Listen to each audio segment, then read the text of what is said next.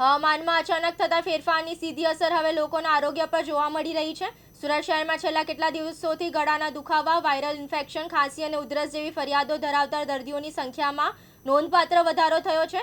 ખાસ કરીને ઠંડી ગરમીના ચઢાવ ઉતાર અને ભેજયુક્ત હવામાનને કારણે આ સમસ્યાઓ વધુ પ્રમાણમાં જોવા મળી.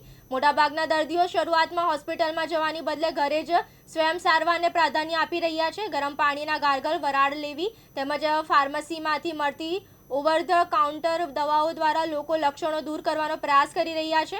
પરિણામે હોસ્પિટલમાં શરૂઆતના તબક્કાના કેસો ઓછા જોવા મળે છે. જોકે જ્યારે લક્ષણો અઠવાડિયા સુધી ચાલુ રહે છે અને કોઈ પણ સુધારો ન થતા ત્યારે દર્દીઓ તબીબી સારવાર માટે પહોંચે છે. વાયરલના વધતા કેસોને કારણે શહેરની ફાર્મસીઓમાં પણ કફ સિરપ, વાયરલ દવાઓ અને ગળાના દુખાવાની દવાઓની માંગમાં વધારો નોંધાયો છે. દવાવાળાઓના કહેવા મુજબ છેલ્લા કેટલા દિવસોમાં ઉધરસ અને વાયરલ સંબંધિત દવાઓનું વેચાણ નોંધપાત્ર રીતે વધ્યું છે.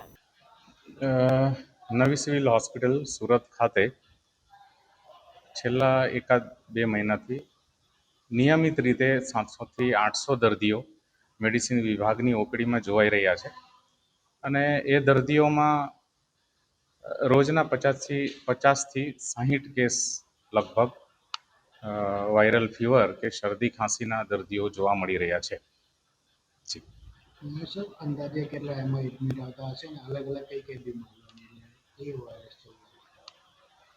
દરેક દિવસના 700-800 દર્દીઓ જે હું વાત કરું છું એ ફક્ત મેડિસિનની ઓપીડી છે અને એમાં મુખ્યત્વે મેં કીધું એ પ્રમાણે ઠંડીની ઋતુને લીધે અત્યારે શરદી ખાંસી, તાવ, માથું દુખાવો એવા લક્ષણવાળા દર્દીઓ, મુખ્યત્વે વાયરલ ફીવર કહી શકાય એવા દર્દીઓનો વધારો અત્યારે જોવા મળી રહ્યો છે.